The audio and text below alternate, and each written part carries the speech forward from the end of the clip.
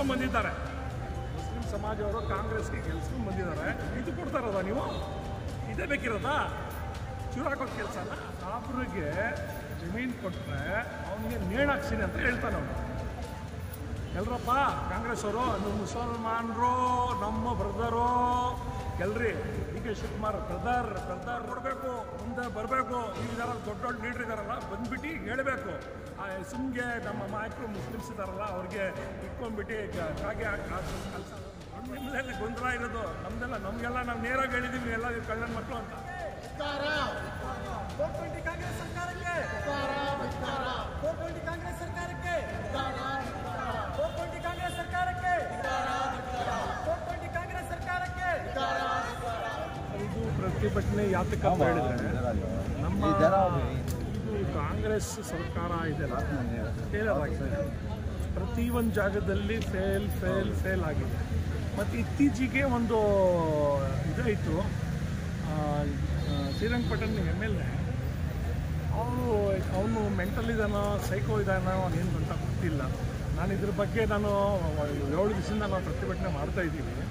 ಅವನು ಹೇಳ್ತಾನೆ Congress MLA Muslims ಅಲ್ಲ ಸಾಬ್ರಿಗೆ ಜಮೀನು ಕೊಟ್ಟರೆ ಅವನಿಗೆ ನೇಣು ಹಾಕ್ಸಿನಿ ಅಂತ ಹೇಳ್ತಾನೆ ಅವನು.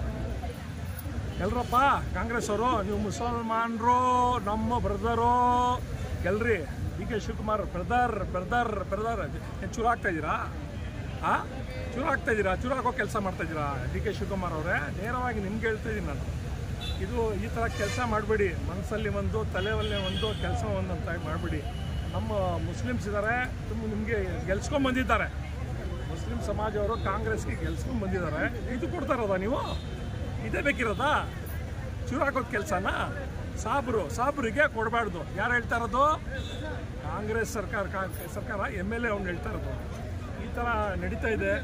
ಮತ್ತು ನೋಡಿ ಇದು BDAದು ಸಹಿ ಮನೆ ಹಂಚಿಕೆ ನಾವು ಹೇಳ್ತಲ್ಲಪ್ಪ, ನಮ್ಗೆ ಗೊತ್ತಿಲ್ಲ. ನಿಮ್ಮರೇ ಹೇಳ್ತಾ ಇರೋದು. ನಿಮ್ಮದೆಲ್ಲ ಗೊಂದಲ ಇರೋದು. ನಮಗೆಲ್ಲ ನಾವು ನೇರವಾಗಿ ಹೇಳಿದ್ದೀವಿ ಎಲ್ಲ ಕಳ್ಳನ ಮಕ್ಕಳು ಅಂತ ನೇರವಾಗಿ ಹೇಳಿದ್ದೀವಿ. ಇವಾಗ ನಮ್ಮೆಲ್ಲ ನಡೀತಾ ಇದೆ.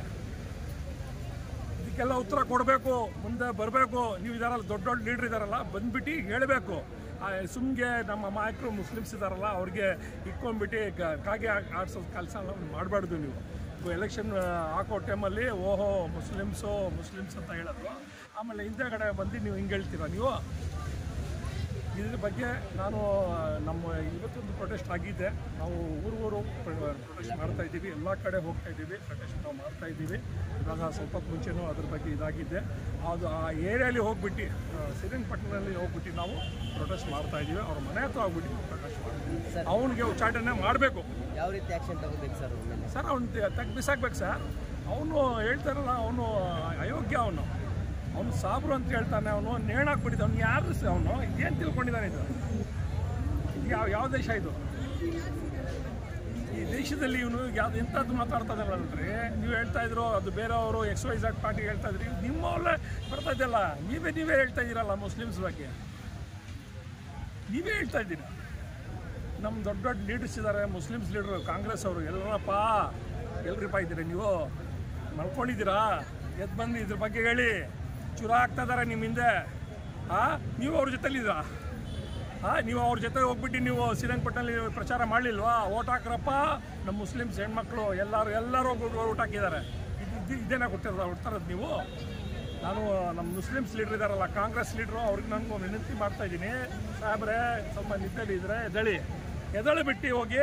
ನಮ್ಮ ಮುಸ್ಲಿಂ ಸಮಾಜಿಗೆ ಈ ಥರ ಎಲ್ಲ ತೊಂದರೆ ಆಗ್ತಾಯಿದೆ. ಇದಕ್ಕೇನ ಆ್ಯಕ್ಷನ್ ತೊಗೊಳ್ಳಿ. ಅವ್ನಿಗೆ ಉಚ್ಚಾಟನೆ ಮಾಡಿ ಅವ್ನು ಬಿಸಾಕಿ ಅವನಿಗೆ. ನೀವು ನಮ್ಮ ಜೊತೆಲಿ ಬರ್ರಿ. ಏನಕ್ಕೆ ಅಂತ ಹೇಳಿದ್ರೆ ನೋಡಿ, ಮುಸ್ಲಿಮ್ದು ಇದು ಬಂದಿರೋದು. ಇದು ಅವ್ನು ಮುಸ್ಲಿಮ್ಸ್ ಅಂತ ಹೇಳಿದಾನೆ. ಸಾಬ್ರು ಅಂತ ಹೇಳಿದಾನೆ. ಸಾಹೇಬ್ರು ಅಂದರೆ ಪರವಾಗಿಲ್ಲ. ಅವ್ನು ಎಂಥ 4ನೇ ಮಗ ಅವನು. ಇದು ಅವನಿಗೆ ಅರೆಸ್ಟ್ ಮಾಡೋವರೆಗೂ, ಅವನಿಗೆ ಉಚ್ಚಾಟನೆ ಮಾಡೋವರೆಗೂ ನಾವು ಬಿಡಲ್ಲ. ನಾವು ಪ್ರತಿಭಟನೆ ನಾವು ಮಾಡಿ. ಪರಿಚಯ? ಅಫ್ರೋಜ್ ಬೇಗ್, ಬೆಂಗಳೂರು ಸಿಟಿ ಮೈನಾರಿಟಿ ಪ್ರೆಸಿಡೆಂಟ್.